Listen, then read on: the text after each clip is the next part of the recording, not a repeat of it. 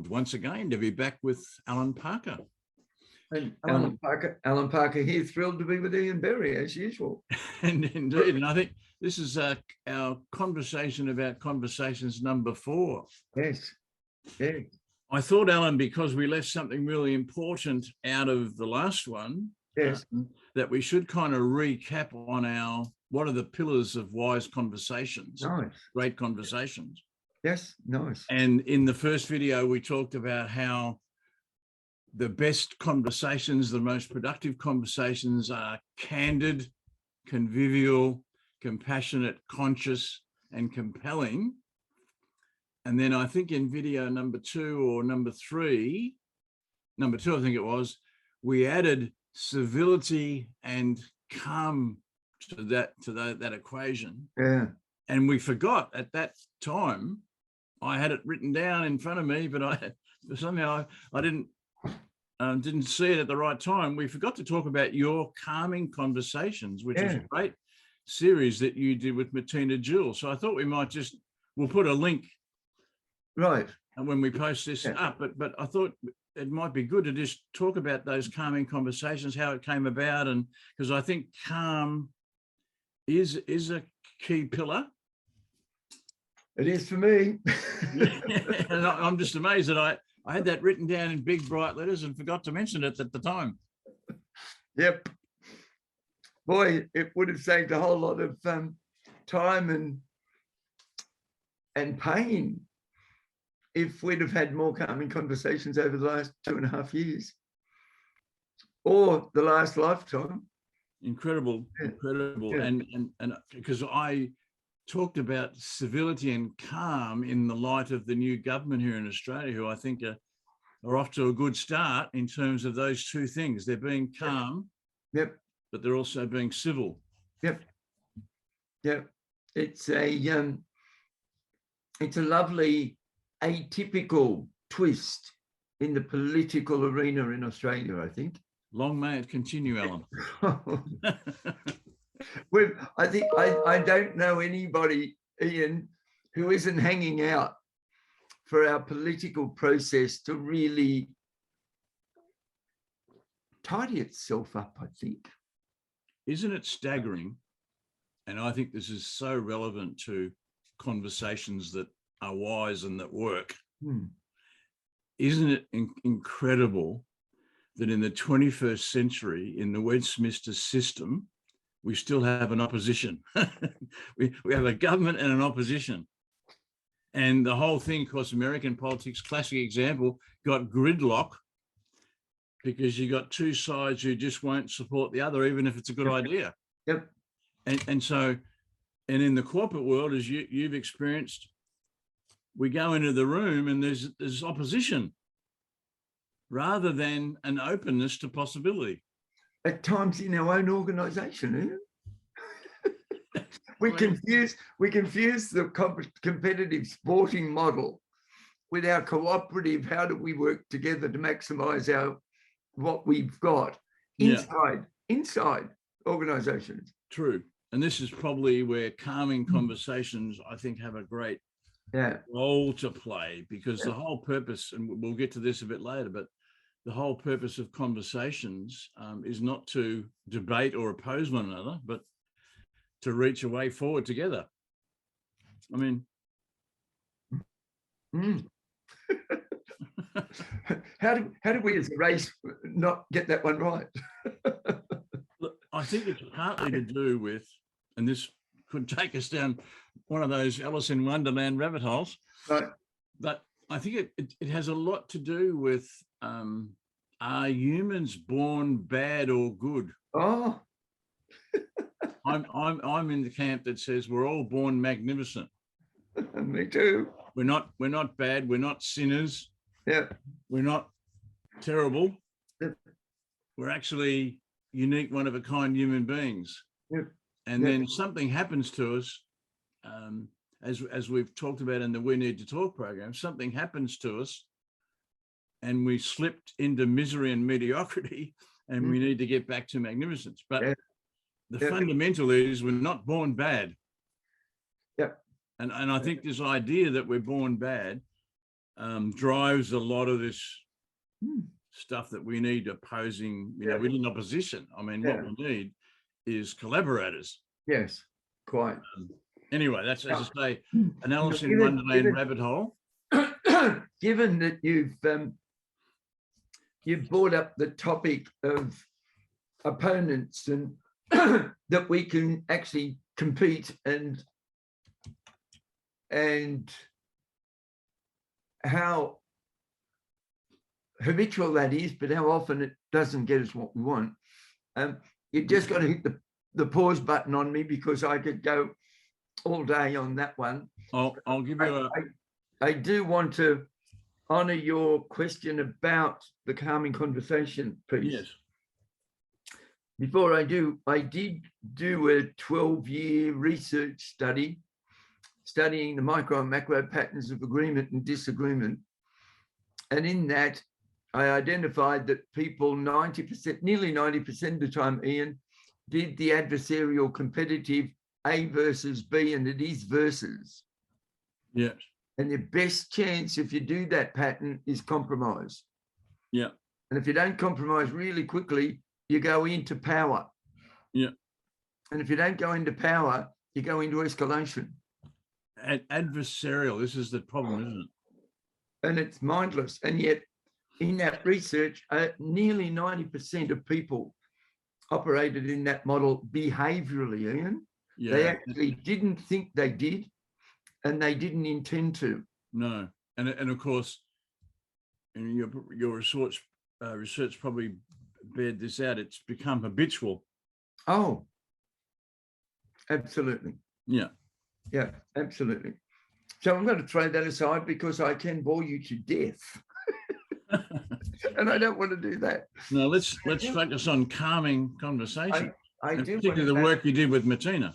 I do want to go back 2.5 years to, it was about 10 days, I think, after the first COVID lockdown. Right. And Ian, in that, and you know the dear Robin Henderson. Yes. About 10 or 12 days before that, might have been 2 weeks, before that, Robbie and I were doing some work together, and she said to me, "Hey, Pete, I was with your EA and I saw your diary, and there's 111 bookings in your diary for the next year." And I went, "Yeah, never happened before. I have no idea what it's about, but I'm 75% booked for the year and into next year." And then COVID hit, and within 10 days, Ian, I had 2 bookings in my diary. Yeah. And I kept thinking to myself, Allan, breathe and stay calm. Yep. And then the phone rang on about the 10th day or 11th day, and it was my dear friend Martina Jewell, former decorated military officer and UN peacekeeper. Yes. And Martina said to me, "AP, you won't believe what's happened." And I said, "What's happened?" And she said, "I've had over 60 bookings cancelled or postponed." And me being a good person, I didn't go, "Well, I had 100." Oh, I went, "Oh my goodness." Yeah. And I realized, Ian, that we could have done one of those, let's talk about the problem for an hour. Mm. And I thought, I don't want to do that. Me adding to her time in that concern didn't offer anything. So I said to her, "What do you reckon we could do together about that?" And about 15 minutes later, we decided that we were going to get together and produce a TV standard platform and have an online live streaming television program. Yep. Well, I've watched it, so I know what the end result was. Oh, thank you. So 7 days, this is, now if we'd have set out pre-COVID to do that, Ian, would have probably taken a year. Yeah.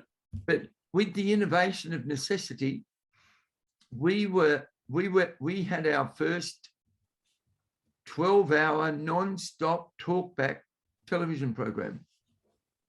Yes, and it's wonderful and insightful, may I say. And around the world. And really, it was to do with Martina's experience as UN peacekeeper.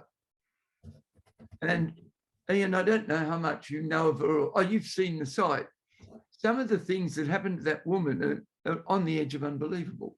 Yes. And so we started going, how do you deal with tough times? But the emphasis wasn't on tough times. The emphasis was on being calm. Yes. No matter what. Yeah.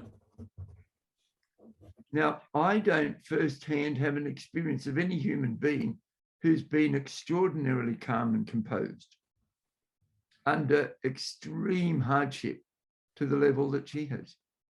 No, I'm sure there are. But I can see that from her bio and some of the stories on her site, yes. And so we started that, and then I got so intrigued by her work and the things that she'd done, the untenable circumstances that she turned around in a blink of an eye. Yeah. And me being the nerd and the obsessive compulsive behavioral neuroscientist, I had to get inside her head and go, right in that moment, the bomb's just taken place. You're surrounded by the Hezbollah. You're disconnected from your team. And you've got two of your colleagues here under rubble, and you don't know whether they're dead or alive. What was the first thought that went through your mind?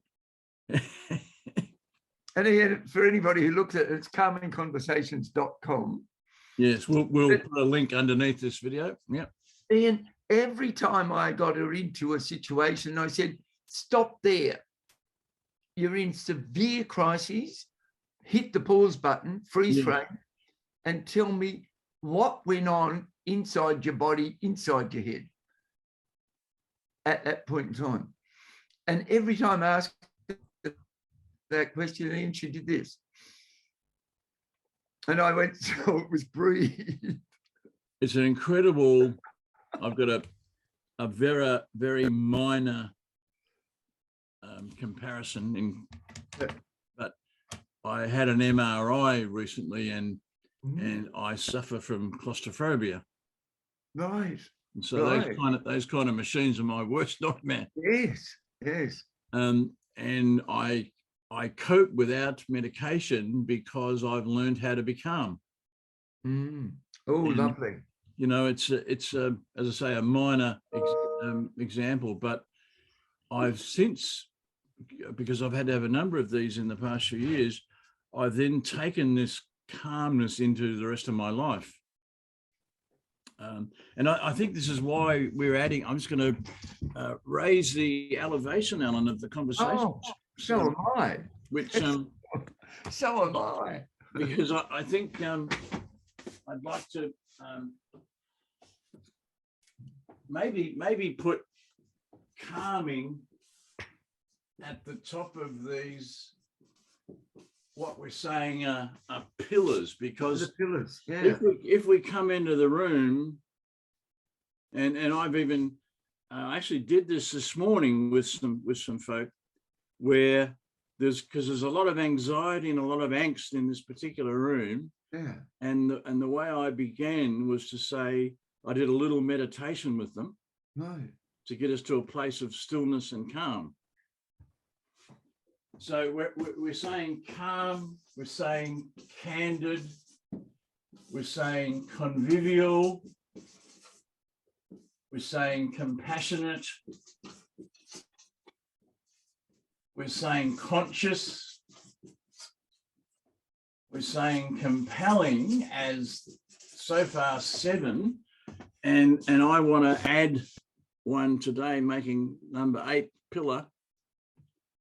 I want to add the pillar of continuous. Ah, nice. Because, and I was saying to this group earlier today, you know, we're not going to solve everything that we need to solve today. This is a continuous conversation. Yes. But if we could even just inch a little bit further than where we are and just reach an agreement on something, then that would be progress, wouldn't it? Oh. And I talked to them about probably my favorite topic that I work with people on is shared view, because the world is still either or, the government and the opposition. They sure are. But what you and I know, and what I'm really excited about is increasingly so many other people know, there's always a third alternative. Yep, or fourth or fifth or sixth. So at least. So you've got your view and I've got mine, but where the agency is in ours. Yes. Yes. And what happened was we did inch forward a little bit, and we were able to reach a shared view, and everyone in the room felt we'd made progress, even though it was only a tiny bit. Yep. But it got me thinking about continuous. And so I said to the group, next time we will continue this conversation and we'll try and go a little further into the areas of shared view that we need to go into. And it was a wonderful thing. Yeah. So it's part of the reason I want to add continuous, and I'm interested in how does that make you feel and what does your experience tell you? Ian, I actually think stopping and completion and static are illusions. Yeah, interesting. Yeah. Well, can you tell me anything you know that isn't dynamic? That isn't actually in motion or in movement? The human body is a great example, isn't it? Even when we're asleep, there's movement. Yeah. The wonderful building I live in, I'm on the 12th floor of 26 floors. And we've just had people in doing work on the concrete cancer. Now, we didn't know that movement was taking place until about 3 months ago. No. There's definitely movement here. And if we don't take care of it, it could be substantial movement. Yes, indeed. Indeed. Yeah. Indeed. So I'm of the belief that, and when people say to me, we've got a negotiation and, we're going to do it here and finish it here. And I go, oh no, it's been going before, you've only just become part of it. Yes. So it's kind of, there's a lot of things in continuous. Part of it is it's ongoing. Yeah. You mentioned a lovely word, dynamic. Yes. There's not very much that's static. We think it is, Ian, but it's. And I nearly said, I love one of my favorite sayings when somebody says, look, John's stuck. Yeah. And I go, and who do you think he's stuck to? Yes, that's right. He's stuck to your fixed view about him. And the research about fixed mindsets, and I think it's open. Carol Dweck's work. Carol Dweck, Dr. Carol Dweck. Yeah, because I like to operate with an open heart and a clear mind. That's nice. Yeah. And I think one of the challenges, if we just go back to calm for a moment, is I notice that when I walk into the MRI room and I see the blinking machine, my heart rate immediately increases. Yeah. And so I've got to do some deep breathing in order to restore my rhythm. And restore your rhythm. And if I can steal your words from 7 minutes ago, I become. Yeah. That was brilliant. When you said that, I wrote it and put a box around it and thought, we've actually all got to get better at becoming. Yes, being and becoming. If you would ask me, what are the fundamentals of human being centered conversations, which is what we're talking about, and living a human being centered life, having human being centered workplaces and homes, etc. Yeah. Then it's always who before do. always. Gotta be. So, you know, being and becoming are. Yeah. I've got a wonderful little book here. I don't know whether you've come across it. The wonderful David Griggs. Oh yes, I haven't seen David in ages. He gave a lovely man. I don't know whether you can read the note of the book. Beautiful. Yeah. And he gave it to me at a time, a very long time ago, in the early days of my professional speaking career. And David has a program called Beyond Words. Yeah. And part of it was an exercise in the program where you've just got to come out to the center of the stage and just be. Yeah. I couldn't do it. Yeah. Not without a lot of practice. Yeah. And some years later, after I did learn how to be, some years later, David gave me this wonderful book. So it's full of quotes. And I've just, this is where my hand went, and it says, which I think, again, this is happenstance and synchronicity. Whatever you are meant to do, move toward it, and it will come to you. Yeah. Which is Gloria Dunn. Uh-huh. Do you mind if I be boring and jump in and give you some neuroscience on that? You're more than welcome. If I'm sitting here, Ian, as I am in a chair, and all of a sudden I get one of those waves of fear or doubt, or and I want to become something else called calmer or articulate, the moment I take a breath and I move, the nervous system sends a message to the amygdala, which caused the wave, to just quieten down. He's about to move. Yes. Because the amygdala, all it says is don't stay where you are, move. Yeah. And so the minute I'm obedient to it and I move, physical movement switches off the adrenaline and turns on serotonin, which makes me feel better. Serotonin is the neurotransmitter in our brain that is required to produce joy. Now, as I move and my body goes, oh, he's about to move, it sends a message to my lungs and says, we want more oxygen, please. Yes. As I move toward the board, it sends more oxygen, which slips a little bit of dopamine into the frontal lobe, which sparks the long-term memory, and the words you couldn't think of just popped. I'm speechless. But the interesting thing, one of the books I'm reading at the moment is called Breathe. Yes. And it's a fascinating insight into how a lot of people have forgotten how to breathe or don't know how to breathe. Yeah, yeah.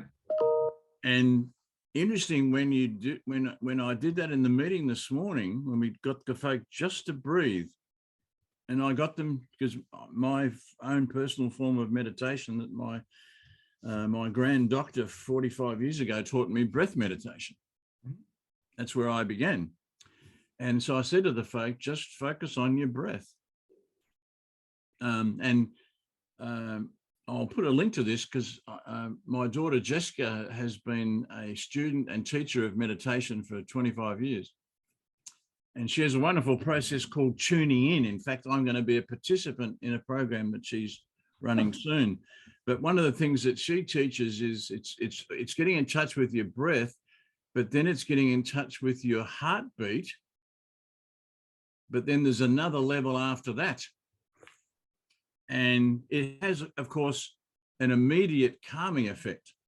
Now, what we didn't do this morning in the meeting, but we will do next time, Allan, because of what you've just told me, we'll be doing some movement immediately after. Yep. Yep. Now, just makes absolute sense. Yeah. Ian, I've got a chart just over there that says brain health. And it says oxygen, which is what we take in when we breathe. Yes. plus glucose, which is the one sugar that we take in from grains mostly, that converts to glucose. Yeah. And the glucose with oxygen produces glutamate, which is a neurotransmitter that produces clear thought. Now, if I then add movement to it, it produces serotonin and enhances the breathing. Incredible. So it increases the cycle. Now, here's the exciting bit, Ian. If I spend as much time or more breathing out than I breathe in, so I empty my lungs, I clear it of carbon dioxide, and between the brains and the lungs, the carbon dioxide carries free radicals out of my brain and cleans up the internal workings of my brain. Fascinating. Isn't that just mind-blowing, literally? And Ian, as you're talking, and the people watching will notice, I'm always moving. Yeah, me too. I mean, this hand doesn't stop. Now, I hadn't noticed that, but now you say. Now, I used to say it was my practicing looking more intelligent than I am. Now, if I want to look intelligent, I just close off my fingers. But if I want to look like I'm really considering and not intelligent, but considered, I expose my fingers. And then I do that. Now, every time I do micro movement with that hand, if you're listening, your eye follows it. And if you're talking, my brain registers that I'm moving and produces a neurotransmitter called norepinephrine. Right.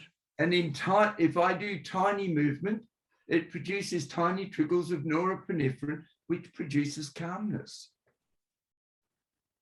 Incredible that our human body is doing this for us. Endlessly.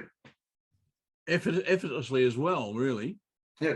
All we've got to do is, and this is what the guy says in the book, Breathe, is really these are not his words, but this was my take charge of your breathing, both breathing in and out for all the reasons that you've said. And it's just incredible. I've got a person who's close to our family who suffers from anxiety, and I know the power. And those close to this person will often say, just breathe, and that's a trigger for the person just to calm down and get in touch with their own rhythm. Because what I've discovered in my research into and what became, my Heart Leadership book, and I'm grateful to the folk at Heart Math for a lot of their research and insight, but we each have our own unique rhythm. And I discovered in my own life that I was going too fast for myself. Don't you love it when you go, oops, I'm ahead of myself? I mean, I had this, which sometimes was a really frustrating thing. I was born, and all of my life, I've kind of been ahead of the game a lot. It's not that I want to be a smart ass, but it's just something I've been blessed with. I'm often ahead of the game. Yeah. And I found it very frustrating because I'd look around and everyone else is somewhere else. What happened to them? They were here a minute ago. But when I discovered that I was going too fast for myself, that really was a game changer. Yeah. Because it helped me to not be too far ahead of the folk I'm in the room with. Yep. Yep. Or even just the one person. Yep. And one of the things that signals to me that I'm in that early stage of getting ahead of myself is I'll be typing something and I realize I miss out words. Yeah. And I've gone to the next word before I got the last one. Yeah. I wonder what this tells us. I think I know part of the answer, but I wonder what this tells us about the dynamics of conversation. Yeah. Because all of these things that we're talking about are going on in the room. Just let me kill that one. I'll have to call you back, or can you call me back in half an hour? Okay, I'll try my best. Okay, thanks. Bye. Sorry, mate. I knew I had that call coming, but I thought it was a bit later. Anyhow, so the unconscious and conscious, but also I think, do a beautiful dance together. No doubt. Yeah. It's one of the things I've talked to lots of people about who've had Zoom fatigue. Right. I've had conversations with people to say, you know, when you're, and this is one of the reasons when I have conversations, I don't have any more than 10 or 12 people in the room because I can see them all on one screen. Yes. I've got a bigger screen behind me that's okay for about 16 people. Yeah. But then you lose the detail. And so I've said to people, one of the ways to overcome fatigue, first of all, have less meetings. Yes. What are you doing having all these meetings? Yeah. But when you're in them, take the time to notice what's going on, the dynamics, you know, like you're saying, the hand gestures. Yeah. There's a lot going on. Yeah. And becoming conscious of the unconscious. Yep. The dynamics of a room. Some people would say it's reading a room. Mm-hmm. And I don't know about you, but I'm good at reading a room, but it's a skill I had to really work on and develop over a long period of time. Yeah. Most people are not reading the room. Yeah. And one of the things I encourage people to do on Zoom to keep them mentally shifting from one, pardon me, excuse me, if we don't vary our approach, not just as presenters, but as learners, if I don't vary my approach as a learner when I'm on Zoom with you, I tire because I'm only using one part of the brain or two parts of the brain. Yeah, yeah. But just the very fact that I use a pen that's got 4 colors, and when I take my notes, I change color. Yep. And the fact that I've got... I'm doing the same, just with different pens. Yeah. The fact that I've got 10 colors there, if I do go to the board, as you do, vary the color. Yeah. I think it's just one of those things that makes it interesting. Yeah. Yeah. And that's where the language that we talked about in our first session and those lovely ways of joining conversation, like, and so. I've got the chart right there. I mean, it just changes the dynamics. Absolutely. Yeah. So where does that?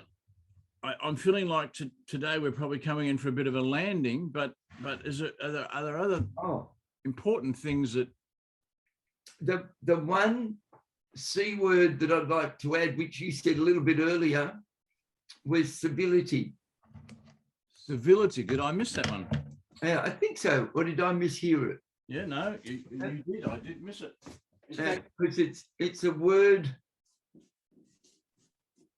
I think it came up in our last session. Yeah, our last conversation. That was part of being calm and civil, we said. Yeah. Yeah. No, a good pick up there, Allan. You said it earlier. I think what we've done is gone some lovely high concepts around all the C's.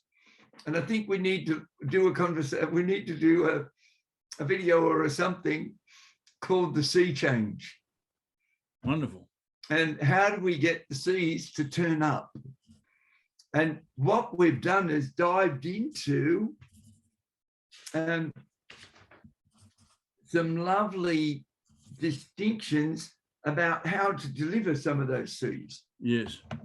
You know, your comment about I'm becoming. or I had to work out how to become, I think was the word you used with the MRI. Now, when you go to that, I go, oh, yes, there's a link between the calming conversations, because you've actually taken charge of the conversation inside your head and became a calm conversation, not an anxious conversation. Yeah. And that really is key, is taking charge of what's going on inside our heads. Oh, so important. Yeah.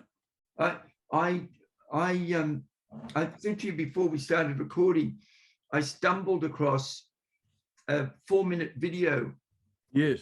That I produced 6 or 7 years ago, and I'd not seen it since then, Ian.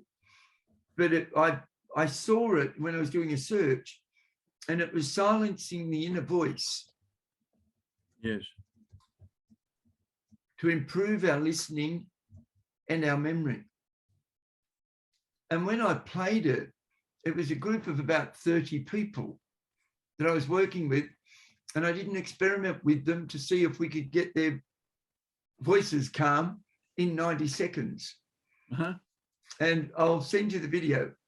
Look forward to it, and we'll link to that as well, so that folk can have their own because a lot of people talk about changing the self-talk, and I go, a really big change would be to switch it off for a while. That's right. Yeah. And a lot of people meditate to do that and achieve it. Yes. But I've been, as you know, I used to be a marathon, ultra marathon runner. And when you're doing, running for 12 or 24 hours, what you have go on between your ears is of incredible importance. Yep. Because the minute the thoughts get negative, the energy drops. Yeah. And I used to think how much work it took to keep the internal dialogue chatter. And in fact, it wasn't dialogue, it was monologue. Which in itself is taking energy away. Yes. Yeah. Yes. And so rather than try and change what I was saying, I used to get behind the guy who ran at the same pace as me and a similar rhythm. And most importantly, when you're doing distance running, the vertical height. So you don't want to be doing that when you're ultra marathon running. You've got to keep it at this. So I'd getting behind the person who had the perfect rhythm and stride and pace. And I'd just sit a metre and a half behind them and imagine I was inside their body. And it all went quiet inside. Yeah. Because my attention was so external that I didn't have any internal process going on. I think one of the things that I'm observing in conversations, particularly if the group has been going for a while, is the stillness and silence. Oh, it's lovely. That happens. And nobody's anxious about it because they know it's part of the conversation. Because in the early days, when people are not used to silence and stillness, there's a panic. Someone feels like they've got to talk. Yeah. But it's a wonderful place to get to in a group. And this is why I think continuous is a part of the pillars of our sea change. And we need to get to a place where there is stillness and there is silence. Yes. Yeah. And that quietness. Pardon me. And you end up, I was in such a conversation just a couple of days ago, and I started looking out the window here and looking at my lovely cypress trees, and I started hearing the birds chirping. And I had this stillness in my own mind that I almost forgot I was in the room with 5 other people. But of course, there was an allowance, and then 3 or 4 minutes after the silence, the person who was meant to speak spoke, and it changed us all. Isn't that a beautiful phenomenon? Will you continue to talk on that? Well, I just grabbed some water. I've just got a tickle that's not going to stop. Just give me 1 second. You go for it. I had one of those this morning, which probably, folks, is a great example of the need to be quiet. We don't need to talk all the time. And I think this is a key to great conversations, is the ability just to be quiet, to be still, to allow silence, because at the right moment, the right person will say what's needed for the group in that time. But it requires a lot of patience and a lot of practice. But in the end, we get there. I was just saying, Allan, that this is a practice. It's got to be a deliberate practice. Yeah. I often say to folk who are not used to this, let's just have a little experiment with silence. And when you feel the urge to say something, just have a little chat with your own mind. Yeah. To tell it to be quiet for a while. Yeah. And then just kind of hang in. Can I jump in there and link that, if I may, to both David Briggs and Martina Jewell? Yeah. Because if you think about it, David asking you to walk out in front of an audience and be, requires you not to talk and to be with the silence of you. That's it. And connect to the silence of them. That's it. Yeah. Now, Martina Jewell, when I said to her, this has happened, and the average person's going to react and do something straight away, I would say to her, what happened right at that moment? And as usual, she'd go, and she'd take a breath, and then she oscillated her head while she was thinking. And I thought, and you had a look around. That's right. The unconscious answers the questions. Yeah. And she said, my attention immediately went to, where are my team? And I thought, wow, isn't that extraordinary? Yeah. Talk about composure. It's not what do I do? No. It's who do I need to be? Who do I need to be, and who is here with me? And both David and Martina are in very, very different settings, applying the amazing, what I call the pause button. Yes. Yeah. Yeah, it's a wonderful, I'm just going to see where this little book takes me. And this time it says, you don't know what you get back until you give. It's pretty good. Yes, I think we can all spend and invest. And this is why conscious, I think, is one of our pillars, because that's a key to being and becoming. Yeah. Yeah. And being the best that we can be on a more consistent level. Yeah. Yeah. Yeah. Yeah. I think, Allan, good spot. We'll see where it goes next time, but we've got plenty more to talk about. Look, the thing as I was fixing and scratching my throat, I thought to myself, this is a lovely example of a conversation, because to have a really rich conversation, you can't have a plan. No. And, we started with concepts, and we did say before it, we might talk about the purpose of a conversation, and we didn't get there at all. No. But we've gone and delved into some really lovely, in the moment realities. Yeah, which is what happens in wise conversations. Yeah, yeah. And the thing I'm enjoying myself about this process is the beauty of conversation is having the choice to just go where the conversation takes you. Yeah. Rather than try and steer or control. Yeah. Yeah. Yeah, me too. That's one of my great lessons as a facilitator, is just to be the flow. Yes. And help other people to be the flow. Yeah. Rather than try and move it here or move it there. Yeah. Yeah. I've now, every time I feel the need to try and do that in a conversation that I'm hosting, I really, that's when I have a very hard talk with my brain to not do that. Yeah.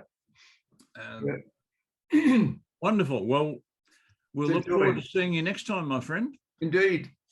May your week be a joyful and one that lifts you. Same to you, mate. Now you've got the controls, so you need to. I will sign us off. Excellent. Enjoy. Take great care. See you, mate. Bye-bye. Bye.